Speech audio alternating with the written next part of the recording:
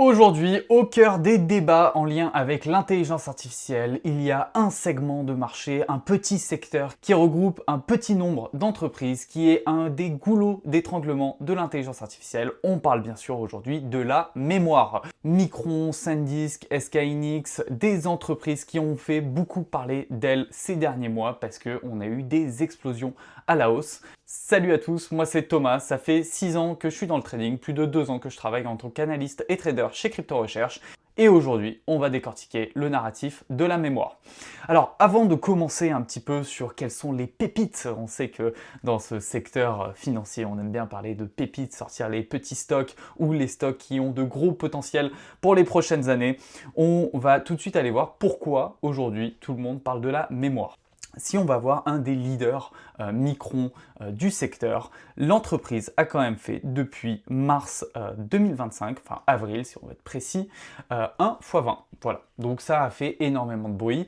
Pourquoi la mémoire est vraiment au centre des débats? C'est d'abord le prix de ces fameuses entreprises et le deuxième élément, c'est qu'il va y avoir un énorme choc d'offres, c'est-à-dire que l'offre ne va pas pouvoir répondre à la demande qui est énorme.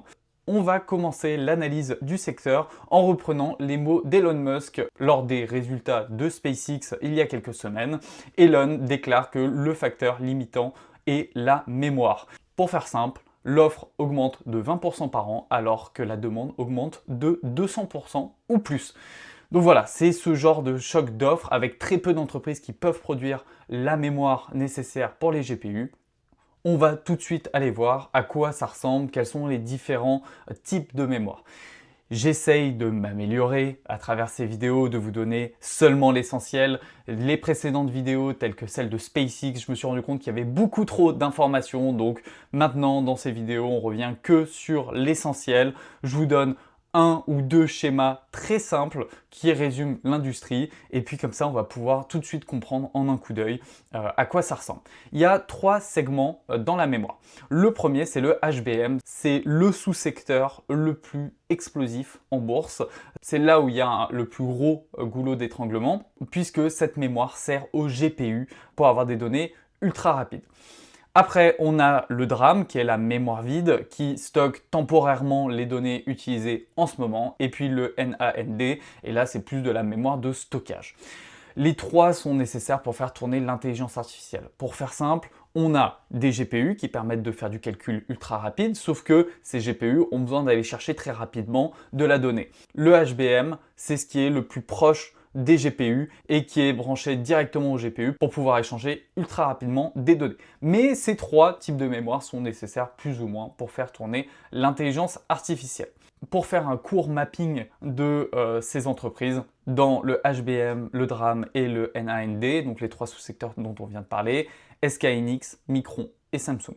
Après, on a aussi SanDisk et Western Digital qui étaient une seule même entreprise il y a de ça 1 an et demi, qui ont séparé les activités. Aujourd'hui, il y a 2 stocks, mais on va dire que le gros focus du marché aujourd'hui est sur ces 3 entreprises, même si ces 2 autres entreprises bénéficient aussi du narratif.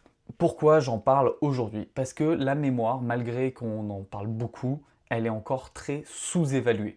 Si on va voir les PE forward, donc pour faire simple, combien l'entreprise vaut par rapport aux bénéfices. Quand on achète du SK Hynix, on paye 3,4 fois les bénéfices. Samsung 3,7, Micron 5,9. Ça paraît beaucoup. En bourse, pour un secteur qui est hypé, c'est rien du tout. Si on va voir les fameux géants en lien avec les GPU qui ont capté toute l'attention ces dernières années, Nvidia, on est à 21 fois les bénéfices et AMD, on est à 42 fois les bénéfices. Faut savoir que voilà, 21, 42, c'est pas énorme. Quand on a un secteur qui est très hypé, c'est souvent vers ce genre de valorisation qu'on arrive. On paye 40 fois les bénéfices et c'est très correct. Alors, beaucoup vont nous dire qu'on est en bulle, ça va exploser. Personnellement, ma thèse, c'est que on va rentrer en bulle, on n'est pas encore en phase explosive de bulle, surtout les phases finales de la bulle où là on explose à la hausse. Un peu comme pour ceux qui ont connu les altcoin season, c'est à peu près la même chose, la fin d'une bulle, hein. On n'a qu'à regarder les valorisations de la fin de la bulle 2000. Il y a eu quand même de la marge où ça a continué à monter. Bien sûr, il faudra vendre à un certain moment, sauf que la différence avec la bulle Internet, c'est qu'aujourd'hui, il y a réellement des bénéfices et une utilisation de l'intelligence artificielle. chose qui est très différente de la bulle d'Internet où, en fin de compte, les entreprises généraient 0 $.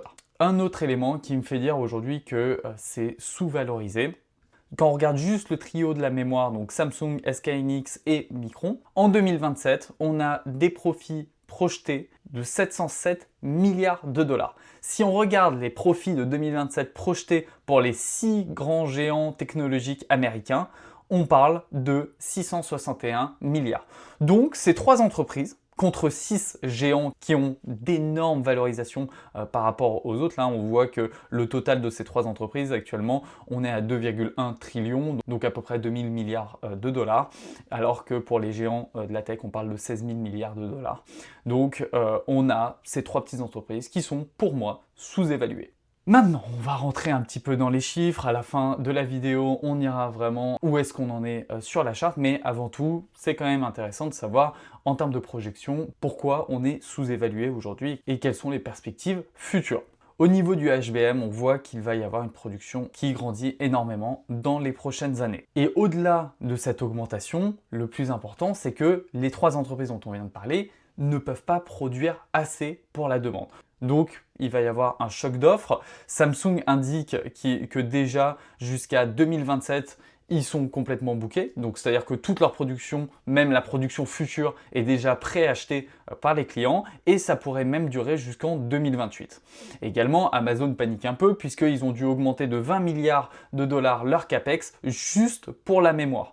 Donc, on ne parle plus seulement d'un problème de GPU.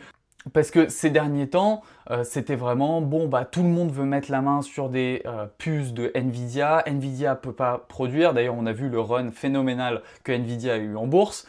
Aujourd'hui, c'est, bon, bah, on n'a pas assez de GPU, mais Nvidia, AMD et Intel commencent à faire assez de puces pour satisfaire le marché, même si il y a des carnets de commandes sur les 2-3 prochaines années qui sont complets.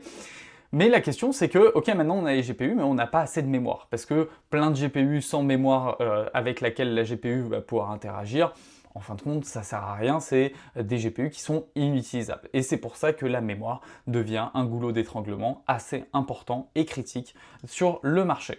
On a donc l'ensemble de l'industrie qui est sold out jusqu'à 2027. Et surtout, bon, ça explique aussi parce qu'il y a un choc d'offres, mais l'augmentation du prix du HBM, le sous-secteur qui nous intéresse le plus, va exploser, donc quasiment doubler d'une année à l'autre, de 2026 à 2029, puisqu'il n'y aura pas assez d'offres pour satisfaire tous les clients. Donc on a des entreprises qui ont des carnets de commandes énormes, et en plus, le prix de ce qu'ils vont vendre va augmenter considérablement. C'est la même chose pour le deuxième sous-secteur. On va quand même avoir une augmentation du prix, mais le vrai goulot d'étranglement, c'est le HBM.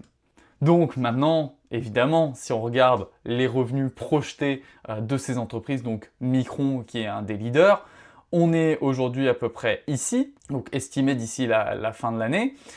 On va plus que doubler d'une année à l'autre et ça devrait continuer 2028. Encore là, les projections ne prennent pas en compte l'augmentation du prix du HBM. Donc on risque d'avoir de la mémoire encore plus chère et encore plus de profit à mesure que Micron continue d'augmenter sa capacité de production.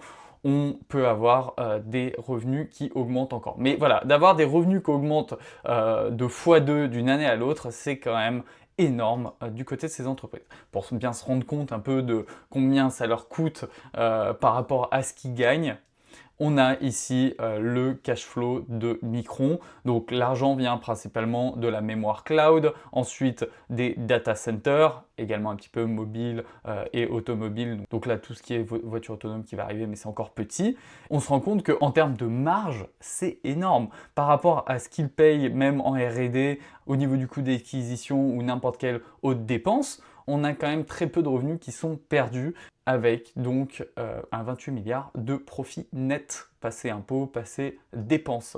Et d'ailleurs, si on compare Micron vs un très gros géant technologique tel que Meta, qui a toujours eu des marges brutes très élevées, on a aujourd'hui Micron qui a de plus grosses marges à 85% que Meta. En plus, pour la petite cerise sur le gâteau, Micron annonce qu'ils retourneront 100% de leur excès de cash vers les investisseurs. Alors ça peut être à travers des dividendes, mais également des programmes de rachat d'actions. Maintenant, la deuxième entreprise on va pouvoir décortiquer par la suite un peu la charte, mais qui a eu une très belle performance, qui a fait son IPO il n'y a pas si longtemps que ça, qui a fait quand même un x84. Hein. Voilà, c'est ce genre d'augmentation qu'on a eu sur ces stocks, qui sont donc moins dans le HBM, mais plus dans les autres types de mémoire qui sont également nécessaires pour les data centers. On a également de très très belles performances. Si on regarde le cash disponible dans l'entreprise, on voit une explosion. Donc là, ce qu'il faut comprendre, c'est qu'on a des marges énormes sur ces entreprises.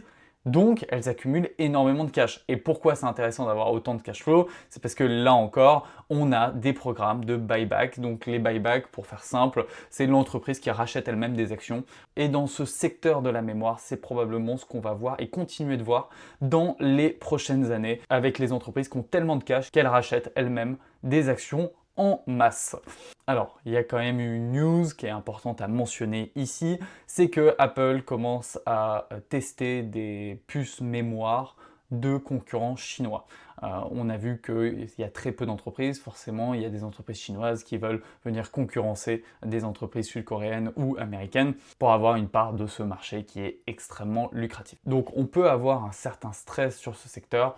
Après, personnellement, quand on voit les carnets de commandes de ces grosses entreprises technologiques, pour moi, c'est pas vraiment un risque. C'est peut-être un risque long terme, mais pour cette phase haussière de l'intelligence artificielle, ça m'étonnerait qu'on ait vraiment beaucoup de stress par rapport à ça. Donc maintenant, c'est bien beau tout ça, mais est-ce que c'est le moment d'acheter des entreprises de la mémoire? Personnellement, je pense qu'on est plutôt pas mal avec la correction qu'on a eue ces dernières semaines. Parce que, comme on le voit ici, on a eu un moins 40% sur ces très grosses capitalisations. Hein. On parle quand même de 1000 milliards de capitalisation boursière.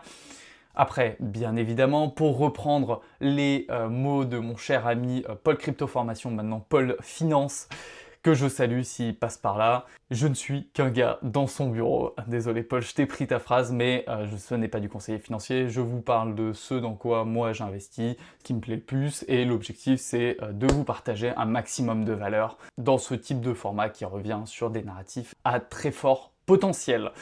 On a eu donc une belle correction sur ces entreprises avec donc des moins 40%. Et bon, par exemple, si on prend l'exemple de Micron, on a classique un petit drapeau, une cassure à la hausse. Voilà, en général, quand on a ce genre de réaccumulation et qu'on casse à la hausse, on repart très fortement à la hausse. Il faut voir que par exemple, au début de la phase haussière, on avait quand même fait sur une reprise un 124%, petite latéralisation, on avait refait un 100%. Là, la dernière a été quand même assez impressionnante, on a fait un x3. Donc voilà, sans dire forcément on va faire un 200% sur les prochaines semaines, c'est pour moi des configurations en tant que trader de momentum que j'apprécie beaucoup. SanDisk, alors là on a eu un retour sur la moyenne des 200 jours, ce qui a une très grande valeur pour moi parce qu'on sait qu'en général la moyenne des 200 jours est un bon socle pour une reprise haussière. Là c'est pareil, on s'est mangé un moins 56%, donc on est dans des zones qui sont très attractives si on estime que la bulle de l'IA n'est pas terminée, que la mémoire va continuer à être pricée à la hausse. Personnellement, c'est ce que je pense. On a SK Hynix, donc qui fait partie des entreprises de HBM, pareil, hein, qui a eu une très très belle performance. Donc on parle d'un x15. Alors si je vais regarder exactement, on parle d'un x18 quand même, donc d'un 1700%, hein, c'est énorme. Pareil, on a un retour sur la moyenne des 200 jours. Jusqu'à là, c'était compliqué d'investir dedans puisque c'était pas coté aux États-Unis, sauf que on a fait une IPO il n'y a pas longtemps, donc là c'est pour ça que la charte est un petit peu dégueulasse, mais au-delà de ça, c'est la même action du prix que l'entreprise qui est cotée en Asie. Une autre entreprise donc qui s'est dissociée de SanDisk, c'est Western Digital Corporation, qui eux s'occupent plus de disques durs qui sont également nécessaires pour les data centers. On a eu une opportunité d'achat puisqu'il y a eu les résultats qui ont un peu stressé le marché, mais là pareil, on a la même configuration sur cette action. Voilà, ça c'est plus côté stock picking. Après il y a un ETF, parce que bon, pour ceux qui me connaissent à travers Crypto Recherche, j'adore les ETF principalement parce que au lieu de jouer sur un seul joueur, on a des ETF qui sont extrêmement spécialisés. Donc par exemple ici comme le DRAM, DRAM, qui est spécialisé que sur des entreprises de mémoire. On a eu pour un ETF une très belle performance, hein, 185%. Il a été lancé le 10 avril, hein, donc ça date pas non plus il y a plusieurs mois, contrairement à par exemple Micron, SanDisk, qui ont eu une opportunité haussière, puisque ça fait plusieurs mois que la mémoire performe très bien. Si on va voir rapidement l'ETF, pourquoi il m'intéresse particulièrement? Bon, déjà, c'est un des ETF qui a eu la plus grande adoption depuis l'ETF de Bitcoin, qui avait battu tous les records en termes d'adoption de la part du marché. Le DRAM est extrêmement apprécié de la part du marché. Pourquoi? Parce qu'il est aussi très spécialisé. Il permet de s'exposer à travers Micron, Samsung, SK Hynix, Seagate. On a également SanDisk, Western Digital. On a des entreprises des 3 types de mémoire qui sont rassemblées dans un seul véhicule d'investissement. Alors, personnellement, j'ai investi plus à travers un autre ETF qui contient également des entreprises de semi-conducteurs, mais j'ai aussi fait du stock picking parmi les entreprises que je vous ai présentées ici. Bien évidemment, je donne toutes mes positions dans les vidéos du lundi sur Crypto Recherche, également pour l'ETF que j'ai choisi. Mais je pense que le DRAM est un véhicule d'investissement qui est très intéressant. Bien évidemment, ceci n'est pas un conseil en investissement, ce n'est que mon avis. Et donc voilà, je voulais vous faire une vidéo sur la mémoire pour comprendre sans en faire toute une masterclass de 3 heures que personne n'aurait envie de regarder. Petite vidéo courte pour comprendre quels sont les acteurs intéressants et pourquoi aujourd'hui je pense que ça va continuer à augmenter en bourse du côté de ce secteur. D'ailleurs, je voulais un petit mot pour tous ceux qui se sont abonnés à la chaîne. Merci beaucoup, ça fait plaisir. N'hésitez pas à liker, commenter et partager cette vidéo si ça vous a intéressé. Ça donne énormément de force et je vous souhaite une très bonne fin de semaine. On se parle dans les prochains jours pour une nouvelle vidéo sur le prochain narratif que je pense qu'il va avoir de très belles performances en bourse. Salut à tous, passez une bonne semaine.